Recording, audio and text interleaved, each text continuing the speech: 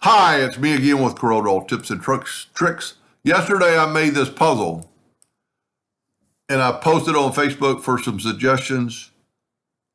It looks like it's going to be almost impossible to get it put back in the hole.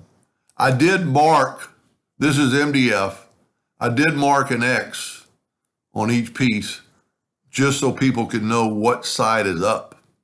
Because like if this piece here was turned around, it wouldn't look the same. So give them a little bit of advantage. So I might break this into 2 videos. I'm going to post this in a little bit on Epilog's Facebook page under files. And you will get this file just like, I might take away this picture for storage. But you're going to get the 3 pieces.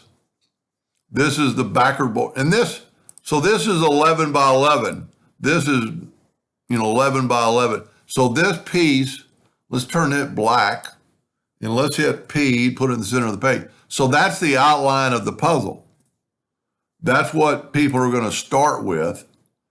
It's going to give them some advantage. If you know which way's bottom, that there's 2, a space, and then 4. There, there's only, or a two section. So keep this, print this out on a piece of paper because I know I couldn't put it together. Now I was asking for suggestions today on, instead of putting these little X's on every piece, what I could engrave on there to give the people a little bit of help.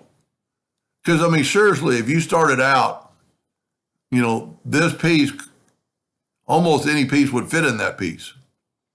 And, you get halfway across and you've got some pieces left.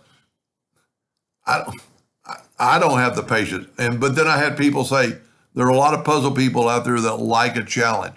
So you could just leave it like this, or you could lightly engrave a picture on here or some graphic. I had some pretty good comments today. Just a geometric shape with some line. One guy said a portrait of Einstein, just lightly over there to give them a little bit of help. So if you will email me, if you're not on Facebook and not on Epilog's Facebook page, and I will put this in my Facebook page too, you'll get these 3 pieces. Now, I made this one out of 3 sheets of MDF. This sheet, and then the puzzle. I'm going to make one maybe tomorrow where this is going to be MDF. This is going to be 1/8 plywood. This will be 1/8 plywood. The MDF, 1/4 MDF is going to make these 2 pieces not bow. And I think the 1/8 plywood is going to make it thick enough. Because so I started off with a 12 by 12 table graph paper, but then I reduced it because my MDF wasn't quite big enough. But you could do anything with this. If you put both of them in the center of the page, and you could reduce this to 7 inches and have a smaller puzzle. Just beware that when you do that the pieces are going to become little, but it's not too little because they start out at almost a 1/2 inch. So this is almost 1/4 inch. Every piece will be so this will be a 1/2, that's 1/4. But feel free to use the file. So I'm going to leave it at 11 by 11. And let's look at the pieces. I think it's almost 3/8, which is a pretty good number.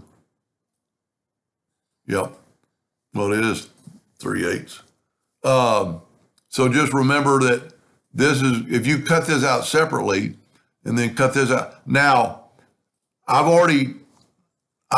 lost E-cuts a couple years ago, which takes out double lines. Because when I draw this, if you're going to draw it, I had a good friend of mine run it through E-cuts, so you're not cutting double lines. And some of these are grouped together, and you'll see in the next video, but you don't have to worry about it in this one because the pieces are separated. So it's only going to cut once. When I cut it out yesterday, I didn't have that advantage. So it had to cut every one of these out, and every adjoining spot it cut out again. So you'll get the advantage of having it already done. Like that might even be a double line right there. Because you know, even though there's nothing there, I'm kind of looking at it, and I found a few other one that E-cuts didn't do. Like if we take that, see, it's not a double line. So you'll get even if there's one in there that cuts twice, you know, it doesn't really matter. Most of them aren't going to be, and it'll save you cut time, and it won't char your wood when it cuts twice. So I will have I'm going to save this and take away this and take away this, and I'm going to send you this file. If you ask for it, I'll put my email address below the video, and I'm going to post this on Facebook. So stay tuned for part 2, and I'll show you how you draw it, because that way you could draw your own. Hope that helped. Thank you for watching.